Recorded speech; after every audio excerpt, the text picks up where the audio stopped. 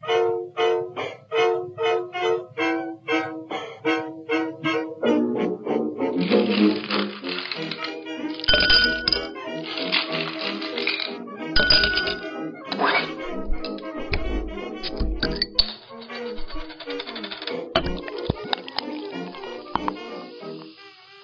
you hear now is a moderate amount of Campari Soda, fizzing, after being poured into a tall glass.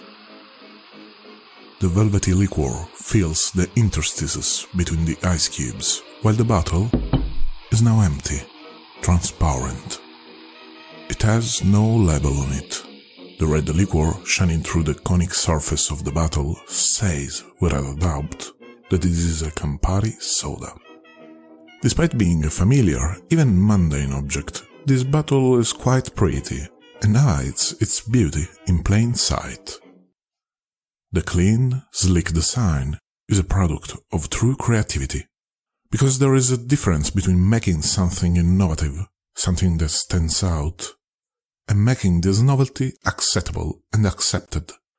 To conceive something new and transform it into something ordinary, that is the long-lasting testament of genuine creativity. And this bottle, this little glassy thing, hides an old Italian story about one artist and the entrepreneur who made an avant-garde dream come true. Would you like to hear it? Then bear with me.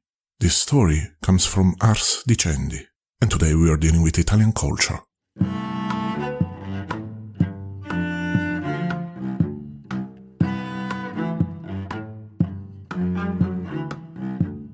Welcome to the Roaring Twenties.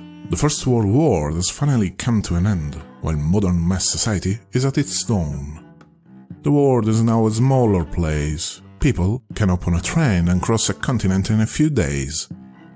Or they can turn the radio on and listen to the news from faraway lands. Ideas travel fast, even faster and cheaper than people. Modern media are starting to influence people's opinions in a way that wasn't possible before. Politicians are probably the first ones to take advantage of this situation, especially in Italy. The fascist party is the rising star of the political landscape. Part of the power it will gain in the course of the forthcoming dictatorship will be due to the absolute control the Ministry of Propaganda will exert over radio and press. Sales departments are the other actor that is making good use of the new media. They aim to shape the needs and tastes of the consumers into a more coherent model, and they are succeeding. People start to have the same habits, to speak the same language, to watch the same movies.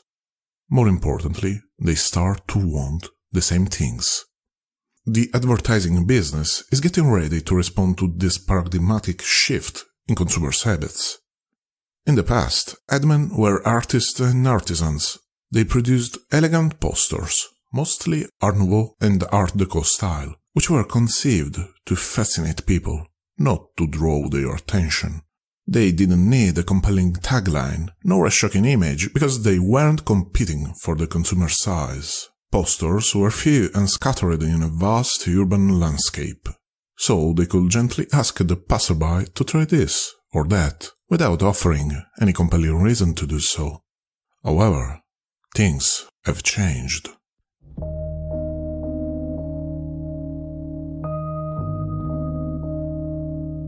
It's easier to move products across the country in the 20s, more people fill the streets, and the rise of a homogeneous lifestyle makes people's needs more uniform. Sales departments eventually understood that advertising could drive sales big time. So walls and billboards are invaded by posters and neon signs fighting to steal the smallest fragment of attention. Gentle advertising works no more. Davide Campari knew that right from the beginning. He was a businessman, an entrepreneur who inherited a small family business from his father Gaspare. The Camparis were initially based in Novara, near Milan, where Gaspare opened a bar. There he brewed and served bitter and cordial. The former is a ruby red aperitif made with herbs. The cordial was a stronger liquor obtained from mountain berries, macerated in cognac. After a few years, the Campari family landed in Milan, seizing a very central spot. They opened a couple of cafes in Galleria Vittorio Emanuele, Milan's most famous arcade. And truth to be told, Milan played a role in defining the way Campari developed this business. Valerio Varini is a professor in business history at Bicocca University. He describes the social niche Campari targeted. Davide Campari intese proprio perché operava a Milano. Davide Campari's business was based in Milan, the first Italian market to experience the growth of consumer goods. Campari anticipated that if he had lowered the prices, the company wouldn't have got very far, so he targeted a specific social segment that asserted its dominance by purchasing elite consumer goods. He realized he could make a profit by selling a distinctive product to a niche whose members wished to be seen as the cream of society. In order to do so, he conceived something that conveyed more than its evident attributes. It wasn't just a liquor. It was a symbol of luxury to be publicly consumed in the most fancy spot in town, that is, the Galleria Vittorio Emanuele.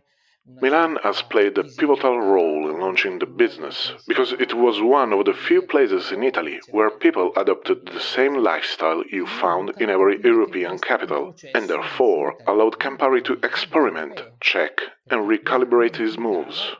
Milan was the perfect testbed for Campari. If he managed to sell his liquor as the elite drink there, it would have worked in any other city. However, this situation was a double-edged sword. La Galleria Milano è il luogo dove l'elite milanese consuma. The Galleria is the place where the Milanese elite used to spend its money. And by Milanese elite, I mean the artists, like Balla and Marinetti, who observed and narrated how society was changing. But there was also another kind of elite: entrepreneurs, industrialists, businessmen, those who were behind the push for economic development. Just by hanging out with his clientele, Campari got to know its tastes, its needs. Let's say he kept his finger on the pulse of the situation.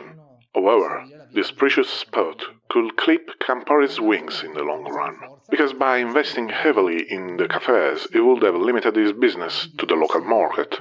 Campari wasn't interested in competing with the other bars in the Galleria. He wanted something bigger.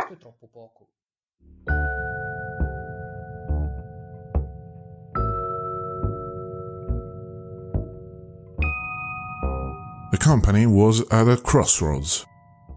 There's the quiet path, keep the business running, maybe open a few more bars and become a town-size entrepreneur. And there is the risky way. Grow your business into a solid international company and step up the production volume by building a factory. Davide Campari, now head of the family, chose the second option. But great products and big modern industries were not enough to prevail in the new economy. Campari needed something more.